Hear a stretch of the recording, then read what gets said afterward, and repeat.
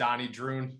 Donnie, it has been a free agency frenzy with some big names still on the board. I think maybe the biggest name still on the board for the Pittsburgh Steelers. But we're going to start off with who left. The Steelers lost 5 free agents so far, which started with Bud Dupree. Actually, it did start with Bud Dupree, ended with Mike Hilton, Tyson Alualu.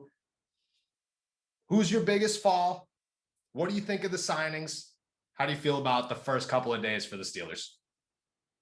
Yeah, first couple of days didn't exactly go to plan if you're a Steelers fan wanting to keep the band together, especially on the defensive side of the football. But, I think we all expected Mike Hilton to go chase the bag, and I'm happy he got his money. I don't think anybody expected the Cincinnati Bengals of all the other 31 NFL teams to go in and swoop him up, especially after signing another cornerback one day prior to nabbing Hilton.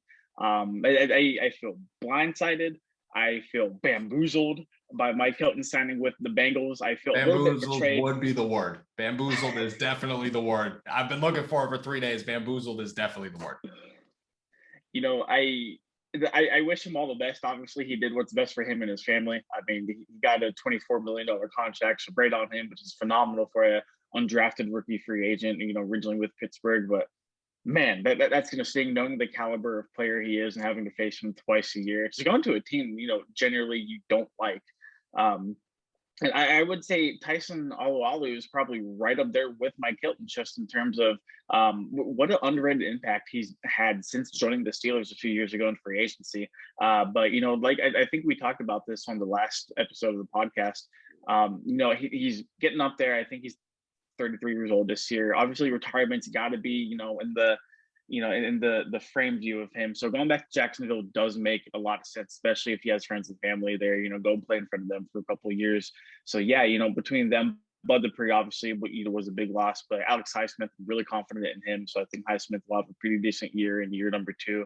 But yeah, not exactly the way free agency wanted to go. And I think the biggest surprise, even though he was a popular name for cap casualty, cuts, Vince Williams being replaced. Definitely. I think Vince Williams is the biggest shock of the day, but people highlighted Vince Williams all offseason as the cap casualty, him and Joe Hayden. And then when it actually happened, everybody was like, oh, wait, what, really?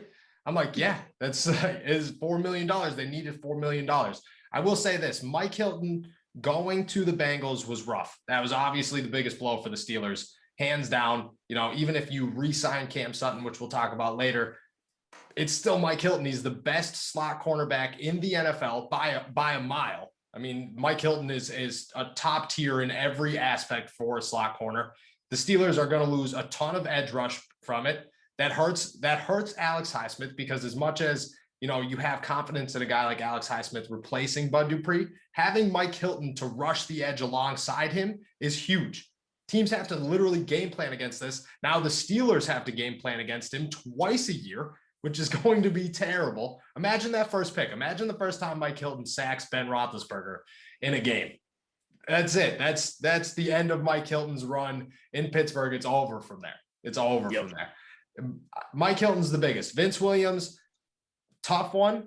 I get it. But I think to some degree, Vince Williams has kind of held the Steelers defense back when it comes to finding a inside linebacker that can do it all. They have Devin Bush, but that other guy has never really been able to be a pass defender and a run defender.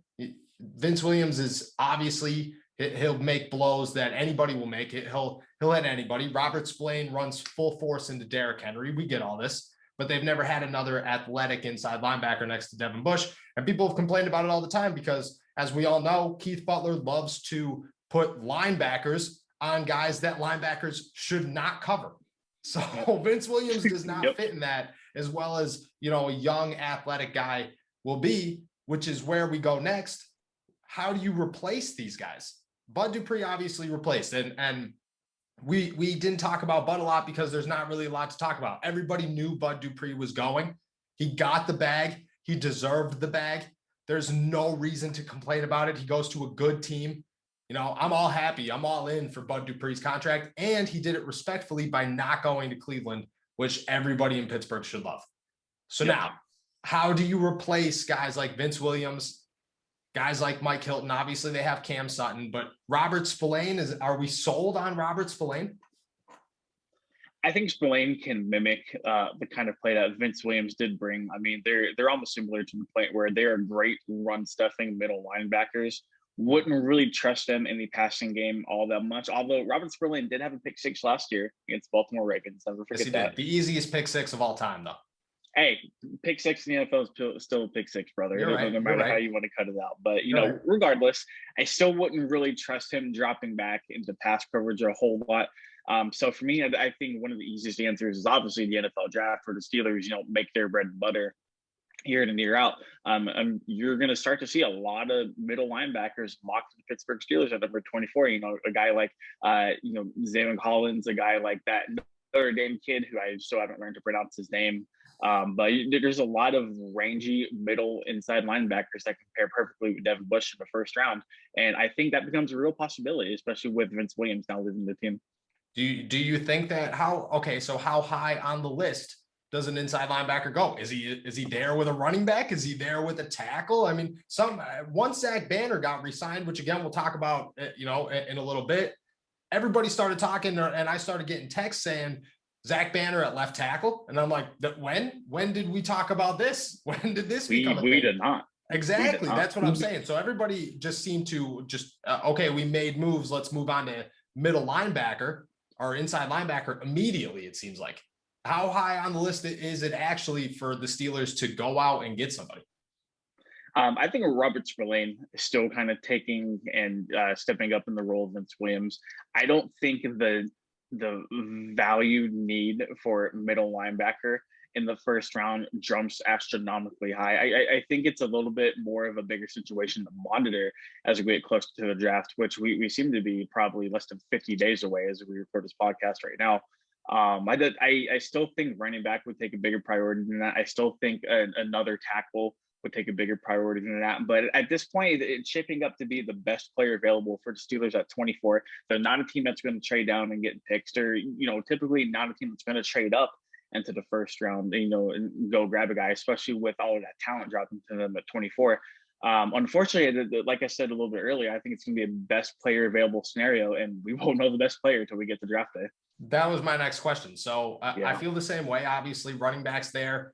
But as teams are starting to shape up, I mean, the Arizona Cardinals are a team to me that their best case scenario is to go into the NFL draft right now and draft a running back. Yeah. Which means one of the two is off the board. Does a guy like Najee Harris make it? Does a guy like, is there 10 tackles available? I mean, there's been a lot of movement in the NFL free agency right now. When you're at 24, who's the best case scenario for the Steelers right now?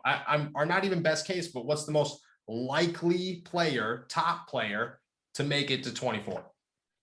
So I think as we speak right now, with let's assume free agency just ends right here. There's no more really big signings for the teams that head to Pittsburgh. I think Najee Harris is probably off the board by the time number 24 comes around. I think either a team like Miami or Arizona will snatch him up just because, he's the best running back in his draft class, bar none. I still think a guy like Travis Etienne is available at number 24. I think that might entertain the Steelers. I know the Steelers were at Clemson's pro day, and I believe I remember seeing that they did have, at least a minor session with him. Yeah, they did talk. I think the top tackle prospects are going to be off the board. I'm talking about guys like Penny Sewell, Rashawn Slater, Christian Darrisaw. But there you kind of get into that Sam Cosmi from Texas, that Jalen Mayfield from, Michigan, those kind of range of tackles. And then middle linebacker, like I said earlier, I think a guy like Zayvon Collins might still be on the board. And then the other dude from Notre Dame, I can't believe I'm forgetting his name right now. It starts with an I, but I can't pronounce it either. Dude, it's some like 4 named long ass name that I can't remember off the top of my head. It's fine. I think it's like a Wusu or something like that, but he should also still be on the board. But a lot of options, and the bad thing about picking up 24 is that you don't have like the first pick at like the top options. You're kind of getting like whatever trickles down, from. I mean, unless you find a TJ Watt. TJ Watt was there at 22. Yeah, Bud Dupree was there at 22. Yep. I mean, there's options that could fall. I do agree. This is this is where it gets difficult. This is where it gets tricky. I don't think that there's a running back there at 24 that's worth taking. I think Najee Harris and Etienne are off the board. That's just my personal opinion. Is a tackle a higher priority still? Let me rephrase this. Is a tackle or a center still a higher priority than inside linebacker? I'm not saying is there going to be a best available there. I'm saying, is it a higher priority? Yeah, I would say both left tackle and center are a higher priority than inside linebacker right now, just based on the guys the Steelers currently have on the roster. If the Steelers were to go out and run a middle linebacker duo, Robert Spillane, Devin Bush, I can live with that. We've seen Spillane play. Like you mentioned, he stopped Derrick Henry in the middle of Broadway. Sure, he hurt his shoulder from that hit. I would hurt my shoulder running into a train too. Yeah. That's how it works. But he stopped that freight train. He's the tough middle linebacker that Vince Williams is when it comes to run support. I get it. We've seen him play. I feel comfortable, at least this year, rolling with Robert Spillane. I don't feel comfortable with Chukwuma Okorafor at left tackle. I definitely don't feel comfortable with Alejandro Villanueva still somehow being in the conversation to be brought back to the Pittsburgh Steelers in 2021. I don't feel comfortable with either BJ Finney or JC Hassenauer playing center in 2021 as well. So, when you put it like that, yeah, I definitely do think that left tackle and center are still a bigger need. The only problem is that if you're taking a center in round one, you're probably reaching just because there's no true number one center prospect. I don't even think a center goes in the first round. No, you don't even think Creed Humphreys goes in the first round? Not even after his pro day? No, I think he'll be a very early second round pick. Okay. Oh, yeah, but a very early second round pick and the 24th pick are pretty close. And see that's what I'm saying. If the Steelers want a guy like Creed Humphrey or they want a running back, I feel like they can trade back into the second round and still get a quality guy like that. You don't need to stick at 24 and panic like they did a few years ago whenever they panicked and took Terrell Edmonds in the first round. Yeah, you're right. You're not wrong. So I agree. Obviously, I think inside linebacker I think it's pretty far down on the list. Like, I get the whole draft an inside linebacker. You want depth. Right now, the only backup is Marcus Allen. Like, I understand that. But I don't think that it's high enough on the list to take him in the first round, to take one in the first round. I definitely don't think it's high enough on the list to take one in the second round. I just think that you're coasting on that. You need a running back. You cannot win football games without a running game. You need a running back. Benny Snell Jr. is not the guy, okay? You need an offensive line because so far all they've done is let their Hall of Fame center retire. They might re-sign their left tackle, who was the worst part of their offensive line. And they brought back the guy who tore his ACL, who they want to start at right tackle. So all they've done is fix right tackle. Probably left guard because Kevin Dotson's going to be way better than Matt Filer was. Definitely. But, and let's not even say they fixed right tackle. We still haven't seen Zach Banner play a full 16-game season at right tackle. Okorafor last year played the first 5 or 6 games, and I thought he was one of the best linemen out of the starting 5. And then slowly but surely his play started to diminish. So, I mean, while Zach Banner, in my opinion, is a better right tackle than Chukwuma Okorafor, we still haven't seen Banner play. We're all assuming Banner is going to be this, giant freak at right tackle, and we still have to see it. That's very true. Nobody knows, but if you're taking a guess, $4.5 million a year, I'm going to say that the Steelers are pretty confident that Zach Banner's the dude and he's going to be okay. Oh, dude, 100%. Yeah. So even if you just assume that right tackle is going to be okay, left guard's going to be okay, I guess David DeCastro is fine.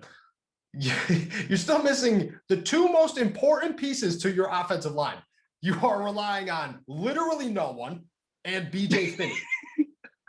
That's where we're at right now. I'm sorry, but Robert Spillane is up here and BJ Finney right here. So let's focus on this before we get to this, and then we'll take it back. And the same goes for running back. I mean, if you're going to start week 1 with Benny Snell Jr. in the backfield or Anthony McFarland in the backfield, you might as well tell Ben, hey, man, we're not going to get it done this year. You might as well just call it quits. We'll still pay you $41 million. There you go. You know, like you can't, you're building a Super Bowl team with no offensive line and a third string running back. Sorry, but that defense is just as good, and they were just as good last year without Devin Bush when Robert Spillane was playing. They'll be just fine with Robert Spillane and an upgraded guy next to him in Devin Bush. Like that's how I look at it. I think a bigger worry is how well Alex Highsmith takes over on the edge, because I have a lot of faith in Alex Highsmith. I think he's the future, but I did not see Alex Highsmith as a starting outside linebacker last year. I saw him as a real quality rookie, but I didn't see him. He was not Bud Dupree, and the Steelers need Bud Dupree. Definitely not yet, but I feel like at least we saw the building blocks for a starting caliber outside linebacker in Alex Highsmith. I think we have to be encouraged by what we saw during the final, 6 or 7 game stretch we saw out of him. Granted, he didn't get hurt down the stretch as well. But from what I saw, he looked, perfectly fine. I do have confidence in him as a starter this year. My only concern, though, is that Bud Dupree was such a key asset and backside run support. Bud Dupree shot out of gaps constantly and tracked down runners across the line of scrimmage behind it.